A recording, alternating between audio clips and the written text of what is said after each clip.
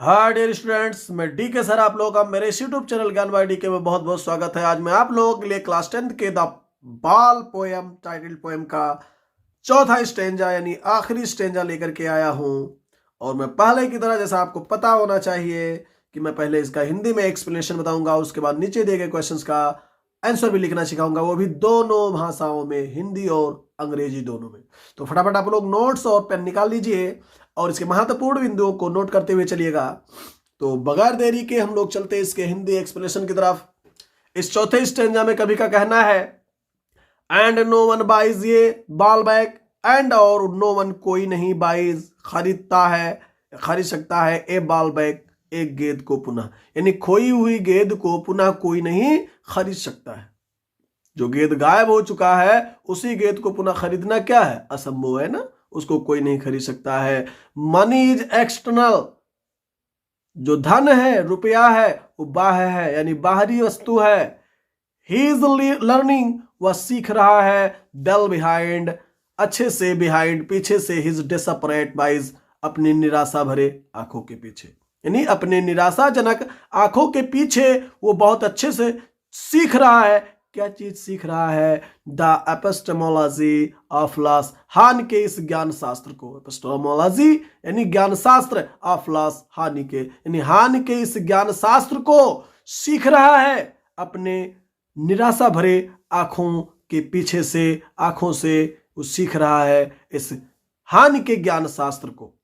How to stand up, किस प्रकार सामना करना चाहिए, यानी कहने का अर्थ यह है कि उस स्थिति का, उस परिस्थिति का, जब उसकी गेंद गायब हो गई तो उस स्थिति परिस्थिति का सामना उसको किस प्रकार करना चाहिए, उसको कैसे उस परिस्थिति से निकलना चाहिए। हाउ टू स्टैंड अप, उस ज्ञान को सीख रहा है इस पहले जिम्मेदारी से। नोइंग, जान करके, व्हाट एवरी मैन, कि एवरी मैन, हर व्यक्ति, प्रत्येक व्यक्ति को, मस्ट, अवश्य चाहिए, नो, जानना, वन डे, एक दिन, यानी हर व्यक्ति को इस चीज को अवश्य जानना चाहिए, अर्थात इसको एक ना एक दिन हर व्यक्ति को इस चीज का सामना करना है, इस जिम्मेदारी का, इस परिस्थिति का, किसी भी परिस्थिति का व्यक्ति को क्या करना है, एक ना एक दिन उसको ऐसा सामना करना पड़ेगा। कवि का कहना है, and most know many days, और जो बहुत से लोग हैं, नो, जानते हैं, मेनी डेज माने बहुत दिनों में, यानी इस परिस्थिति से निपटना, सीखना, उनको सामना करना बहुत से लोग हैं कि बहुत समय लगा देते हैं। मेनी डेज, बहुत समय लगा देते हैं इसको सीखने में, इसको जानने में, इस परिस्थिति का सामना कैसे किया जाए, इस चीज को जानने में बहुत से लोग हैं जो बहुत समय लगा देते हैं। हाउ टू स्टैंड अप, कि इससे कैसे निपटना है, इसका कैसे सामना करना है। कुछ लोग ऐसे हैं जो इस ज्ञान को सीखने में क्या कर देते हैं, ढेरों समय लगा देते हैं, है ना।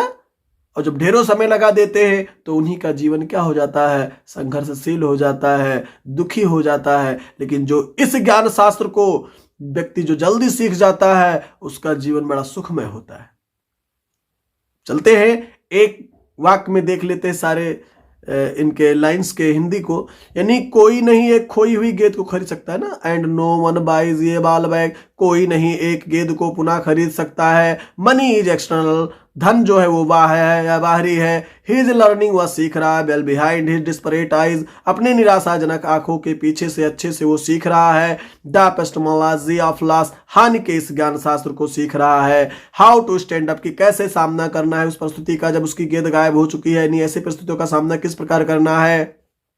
Knowing what every man must one day know, यानी यह जानते हुए कि हर व्यक्ति के एक समय आएगा जब ऐसी परिस्थितियों का सामना करना पड़ेगा, करना चाहिए और करना भी पड़ेगा। हर व्यक्ति के पास ऐसी परिस्थिति आती है। And most know many days how to stand up, और इससे सामना करने में, इसको सीखने में बहुत से लोग हैं कि बहुत से समय लगा देते हैं। ठीक, तो इस तरह से इसका हिंदी एक्सप्लेनेशन समाप्त हुआ। चलते हैं इसके क्वेश्चन और आंसर की तरफ।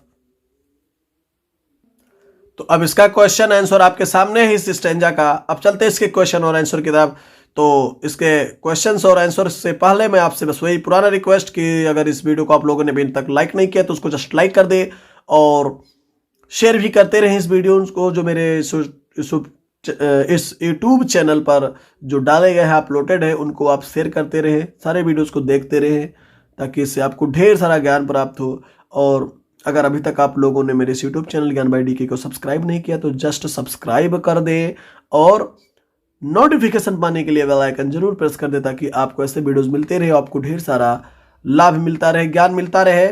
और मैं इस अंग्रेजी ग्रामर और अंग्रेजी टेक्स्ट बुक और पोएट्री के बाद मैं आप लोगों को हिंदी भी पढ़ाऊंगा, हिंदी ग्रामर भी पढ़ाऊंगा और ऐसे वीडियोस भी दूंगा जिसमें आपको हिंदी ग्रामर से भी संबंधित हो और अन्य भी एसएसटी वगैरह है ना, अन्य भी सब्जेक्ट को भी मैं आपको धीरे धीरे अब बताता चलूंगा, ताकि आपको बहुत ज़्यादा दिक्कत ना हो। कोई भी सब्जेक्ट हो, मैं आपका किसी भी सब्जेक्ट में कोई कंफ्यूजन उसको सब दूर करने का प्रयास करूंगा।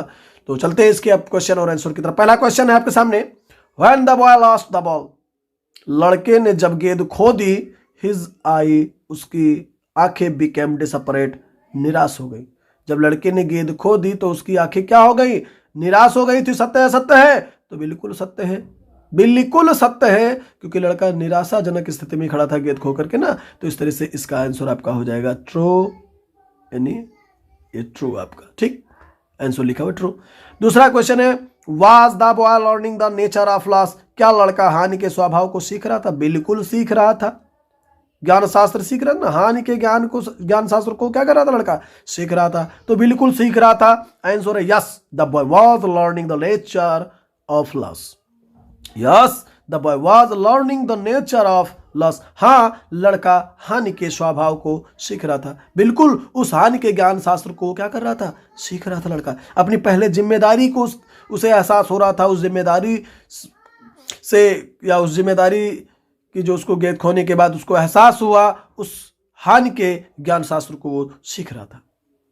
तीसरा क्वेश्चन है, who is the poet of the poem the बाल पोएम, कविता का कवि कौन है, यानी द बाल पोएम कविता का कवि कौन है? तो the poet of the poem the बाल पोएम इज जॉन बेरीमैन। बिल्कुल सही, इस कविता के जो कवि है वो जॉन बेरीमैन है, यानी द बाल पोएम कविता के कवि जॉन बेरीमैन है। तो इसका भी आंसर हो गया, है ना, कितनी आसानी से हो रहा है। देखिएगा, एक बार अगर आप स्टेज मन से देखें हैं, दिल से देखें इस वीडियो को, तो आपको क्वेश्चन आंसर रटने की जरूरत नहीं है। ये मेरा दावा है कि आपको कभी रटने की, तोता की तरह रटने की जरूरत नहीं पड़ेगी। आप लोग क्यों एक बार वीडियो देख लें और एग्जामिनेशन में जाकर के फटाफट आंसर लिखाइए, ये मेरा कॉन्फिडेंस है। अगर आप वीडियो देखेंगे तो आपको भी कॉन्फिडेंस जरूर हासिल होगा। चलते चौथे क्वेश्चन की तरफ। डिसपरेट मीन्स, डिस्परेट का अर्थ क्या होता है? Face, deep knowledge, happy, hopeless, तो निराशा होता है। डिसपरेट मतलब यहां देखिए ना, बताए थे ना, निराशाजनक आंखों से वो है ना देख रहा था, तो डिसपरेट का मतलब निराशा होता है। तो आप यहां हो जाएगा होपलेस, ठीक, असहाय, होपलेस था, डिसपरेट असहाय, निराश था, तो आपका ये आंसर हो जाएगा डी फॉर डॉग, ठीक। होपलेस यानी हिंदी में निराशा का मतलब होता है असहाय, निराशा का मतलब असहाय, यानी डी फॉर डॉग, ठीक। इस तरह से यहां भी आपका आंसर जो दिया है वो होपलेस दिया है, डी फॉर, है ना, डी फॉर होपलेस, यहां था ना डी फॉर डॉग, डॉग में देखिएगा डी होपलेस, यानी option number D for dog यानी होपलेस यानी असहाय, आपका ये ऑप्शन सही है। देखिएगा, मैं आपको बता दे रहा हूं, इसका आंसर भी मैं आपको दिखा दे रहा हूं, होपलेस, यहां देखिए, ठीक। तो इस तरह से इस स्टेंजा का क्वेश्चन और आंसर समाप्त हुआ और इसका हिंदी एक्सप्लेनेशन भी मैंने आपको बताया। और इस तरह से इस पूरे पोएम का जो चारों स्टेंजा था मैंने उसका आपको हिंदी में एक्सप्लेनेशन बता दिया है, उसके सारे क्वेश्चन आंसर भी लिखना सिखा दिया है। तो इस पोएम से और इस मतलब इससे, इस स्टेंजा से संबंधित कोई भी क्वेश्चन आंसर अगर आपका आता है बोर्ड एग्जामिनेशन में, तो उसका आप बहुत इजीली आंसर दे सकते हैं। बस आप लोग वीडियो को मन से देखते रहिएगा, शेयर करते रहिएगा, लाइक करते रहिएगा। तो फिर मिलते हैं किसी और वीडियो में पुनः, तब तक के लिए आप वीडियोस को देखते रहिए, शेयर करते रहिए, लाइक करते रहिए और फिर मिलेंगे, सी यू अगेन, तब तक के लिए गुड बाय।